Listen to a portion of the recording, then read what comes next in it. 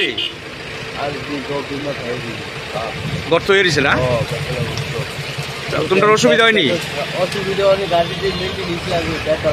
এই রাস্তার কারণে? এটা কোন ব্রিজ জানো নি জায়গাটা না? পরিমল চৌমনি। জায়গাটার মধ্যে বড় বড় গর্ত হয়েছে, অনেক সময় গাড়িগুলা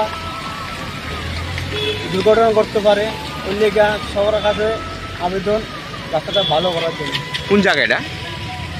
এই জায়গাটা হচ্ছে চরিলাম পরিমল চৌমনি। চরিলাম পরিমল চৌমনি। জানেন আপনারা সমস্যাটা? আমরা এটা 8 নম্বর জাতীয় সড়ক, মূল ফটকগুলো দক্ষিণ ত্রিপুরা এই রাস্তা দিয়ে যাতায়াত করে। সাধারণ বৃষ্টিতে ব্রিজের যে অবস্থা, মানে দুর্যোগপূর্ণ অবস্থা, ব্রিজে মানে একটা বাইক যেতে পারে না, গাড়ি যেতে পারে না, যা একটা অবস্থা, এটাতে আমরা দীর্ঘদিন ধরে এভাবে চলছে। জাতীয় সড়ক যারা রক্ষণাবেক্ষণ করতেছে তারা কেউ এটার ভিত্তি নজরে দিতেছে না। ব্রিজের মধ্যে জল জমা থাকে, জল জমানোর পরে ব্রিজের বিরাট গর্ত হয়ে গেছে। গিয়ে কিছুদিন আগে একটা অ্যাক্সিডেন্ট হয়েছে, লোক মারা গেছে। হ্যাঁ, বাইকে একটা অ্যাক্সিডেন্ট হয়েছে, দাদু নাতি যে মারা গেছে মারা গেছে। এর আগে একটা মারা গেছে, প্রায় অ্যাক্সিডেন্ট হইতেছে, এনে দুর্ঘটনা ঘটে প্রায় সময়। আর এখন যে অবস্থা হয়েছে, ব্রিজে ভেঙ্গেল হয়ে পড়বো, ব্রিজ ভেঙ্গেল হলে ওই দিকে যাতায়াতের একদম অচল হয়ে যাবে।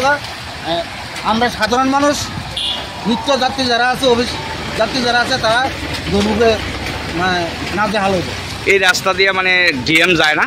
আমরা সিপাহীজলা ডিএম অফিস কাছে বিশ্রামগঞ্জ ডিএম তারাও দেখে না? তারা দেখে, তারা গাড়িতে বয়ে দেয়, তারা কি আর নজর দেয়নি? তারা গাড়িতে বয়ে দেয়, রাস্তার কি কন্ডিশন দিতে জানি।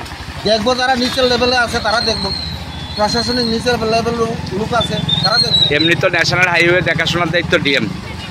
ডিএম গাড়িতে বয়ে দেয়, ডিএম কি রাস্তা নাই মা দেখবো নাকি? আপনারা কি চাইতেছেন? আমরা চাইতেছি এটা অতি সত্তর মানে এটারে মেরামতকরণ বা এটার যে পরিষেবাটা দেওয়ান। এখানে জল জগনের পাইপলাইন আছে, পাইপলাইনগুলো মানে পাথরে দাম হয়ে গেছে। হ্যাঁ, এরা এটার প্রতি কোনো নজরে দিতেছে না। তাহলে কি আপনারা বলতেছেন মানে যে কোনো সময় ব্রিজটা লইয়া পড়তে পারে? কি নদীর উপরে এটা ব্রিজটা? এটা হলো রাঙ্গাবানিয়া। এই জায়গাটার নাম কি? এটা পরিমল চৌমনি। কোন পরিমল চৌমনি? উত্তর নম্বরের